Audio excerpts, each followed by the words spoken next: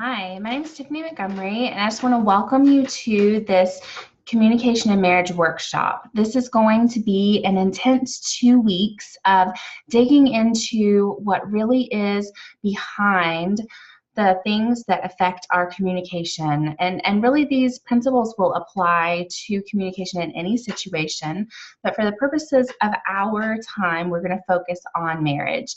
Now, I am a wife, so I will say I know there are some husbands who have joined into this workshop, and that is amazing. Absolutely, these principles apply both ways.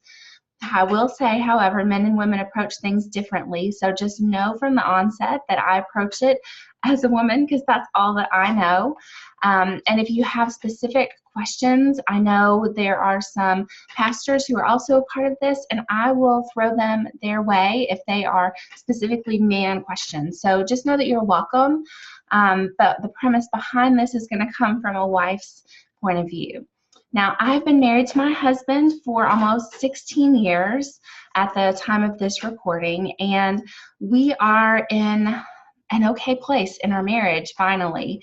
It is not perfect. I don't believe we will ever achieve perfection, and that's okay, right? So something that repeats in my mind continually as I get frustrated when we fall short or things kind of fall back into a bad pattern is there's only ever been one perfect person to walk the face of this earth. I'm not that person. My husband is not that person. And so whenever we fall short, we need grace. And we need to remember that God gives us grace. And as easy it is to hear that, it is so much harder to apply it, to give myself grace when I fall short. And I have to tell you, I have a much easier time giving myself grace than I have giving my husband grace when he falls short. And so we need to remember grace as we're walking through this next couple of weeks in this communication workshop. All right, now I want to walk you through kind of the foundational pieces, and they are going to be repeated over and over and over, but I just want to introduce them into your mind today as we're gearing up. So I'm just going to read two passages of scripture. Matthew 12:34, the second half of that verse says, "Out of the overflow of the heart, the mouth speaks." All right, and so the first week of this workshop, we are going to dig into what is going on in our heart that is causing some of these words. I have to tell you, okay, as a Christian communicator, as someone who speaks and shares and writes, like words are my jam. I can find the words for whatever, and that is great in a lot of scenarios, but when it comes to my marriage, for whatever reason, like why is it? It is so hard to use and speak the words I know I need to speak to my husband.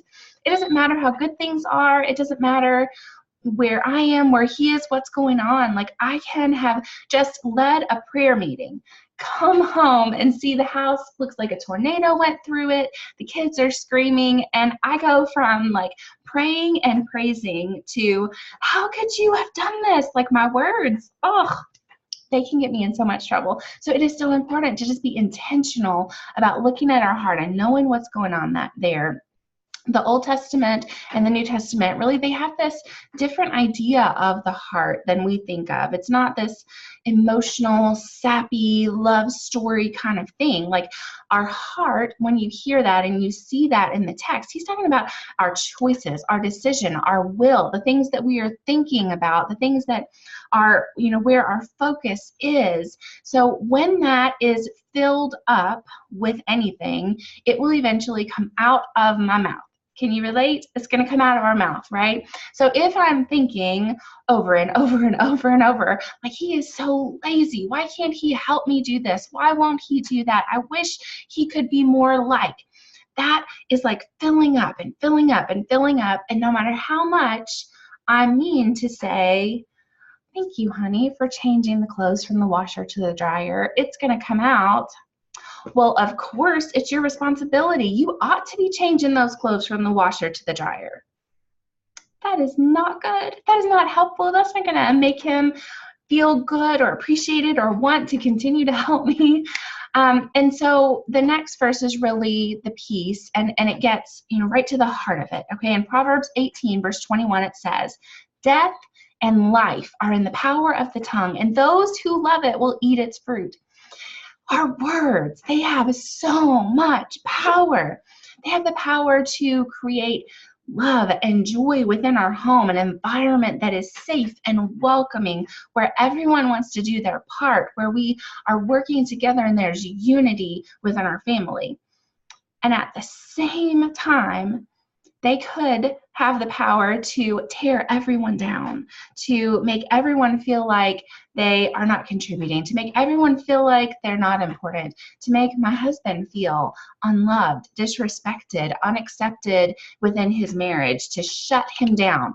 I mean, I'm here to tell you, I have seen that man shut down in 2 seconds when I have come home and he has done his best after working so hard. He has come home, he has let me go out to do whatever, and I come home and just lay into him over something without all the facts. You know what I mean? That it just, those words, they have power. So we're going to focus our first week, okay, the first 5 days, and I'm going to give you a couple of days off because the last day of this first week is going to be intense, and you're going to need to schedule out some time to finish the work in it.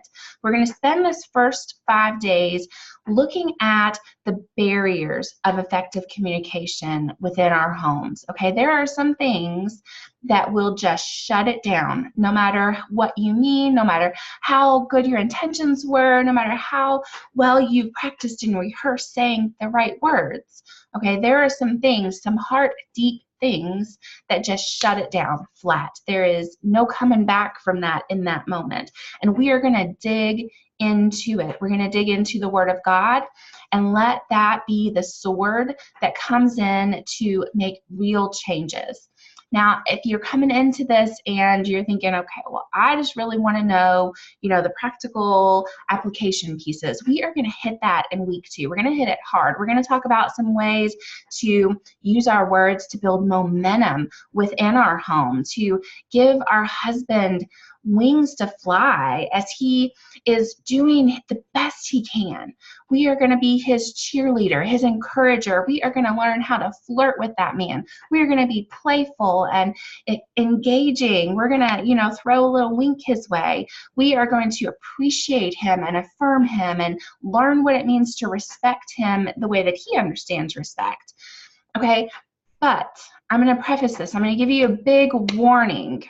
If you think you're going to skip the first part, these heart deep things, and jump right into the other, that man has studied you for however long you have been with him, and he's going to be able to tell if it's fake.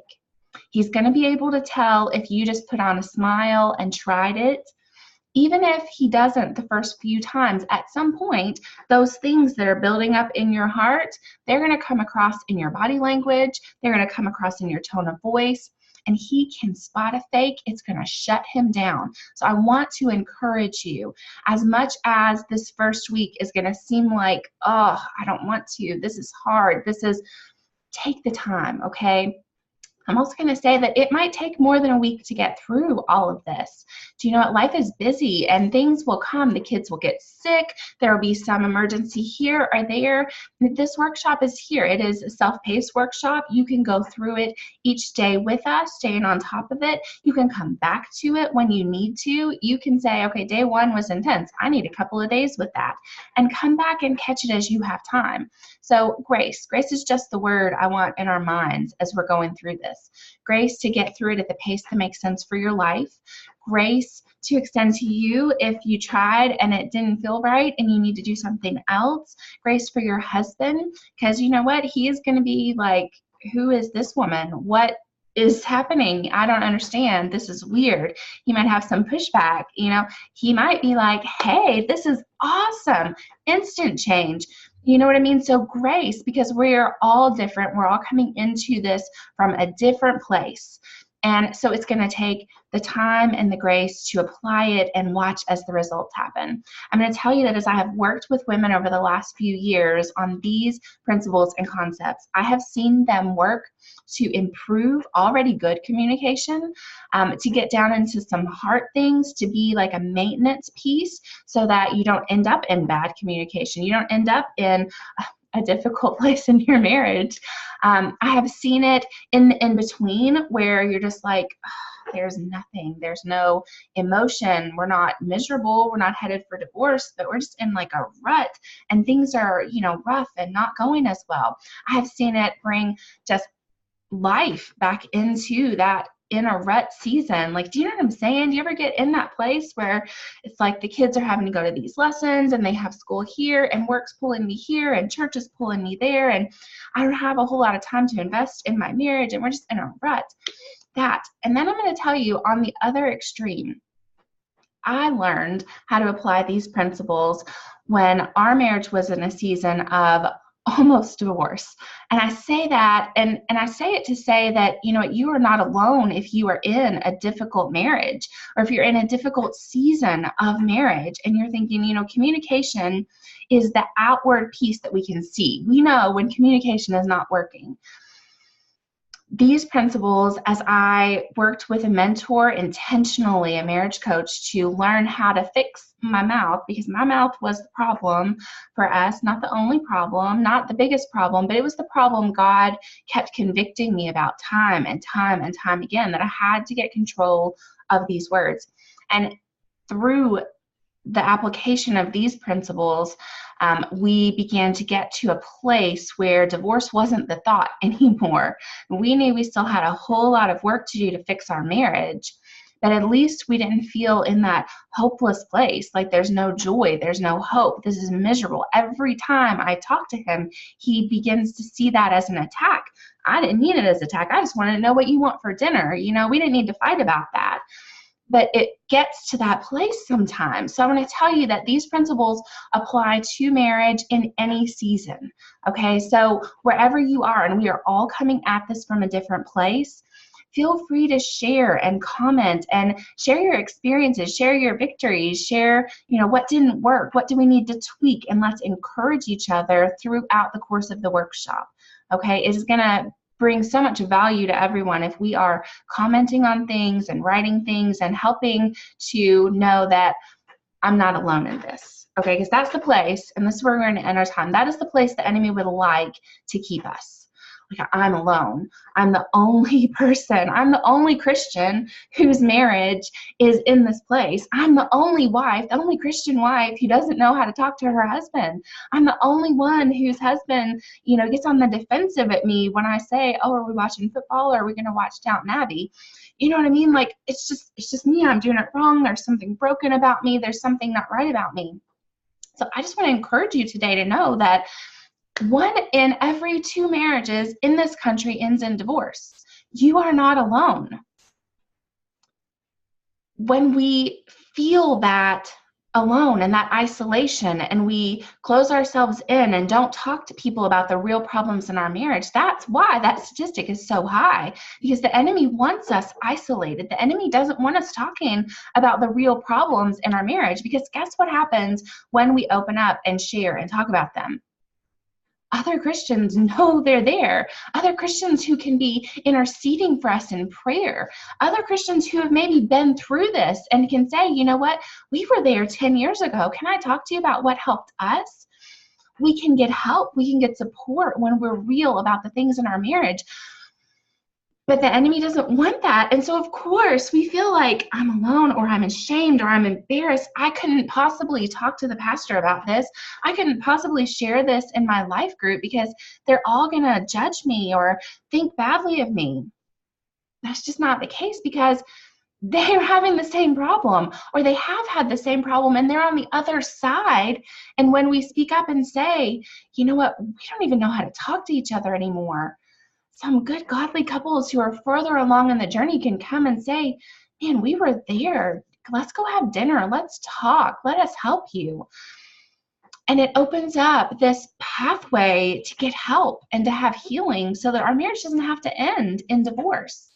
So I want to encourage you to be real, to be honest and transparent as we walk through this workshop in this safe place. And I'm going to say this is a safe place. This community, you all have just been an incredibly trustworthy group of wives to come alongside and be real with each other and pray for each other and give support for each other. And I'm so honored that you all have come into that and that we can do this together. But when you are real about it and you're sharing those real things, we all get to grow and learn. And the blessing of being able to help and share part of our story and get help from someone else and hear part of their story, it brings unity within the body of Christ. It really helps further the gospel message, because this really is about a bigger story. And we're going to talk about that in the days to come. I just want to encourage you. Now, listening, if you are hearing this introduction of the workshop and you feel like, man, that is for me, I'm excited about that, make sure that you register for it, okay? It's going to come through your email. When you get the email from the registration to confirm it, reply back to me, okay? Because spam filters try to be so super helpful, and I don't want you to miss this because Gmail thought it should go in promotions, all right? So be sure you're looking in all the places for it. It's going to be on social media, but a lot of it's going to be through video, through email. You're going to want to share it, okay? Don't let that fear of they're going to judge me keep you from sharing it with the people in your circle, because you know a wife somewhere who needs help with this area, who's afraid to say something, who is also embarrassed or ashamed and feeling isolated and alone, and you sharing it could be exactly what she needs to take that step to get a little bit of help and encouragement and inspiration to take that next step in helping to fix the things in her marriage as well. All right, you all are going to get the first email in a couple of days. And until then, just know that I am praying for you, and just knowing that God is going to work in a powerful way through this workshop. I cannot wait to hear all the stories and the victories that come. All right, you all be blessed.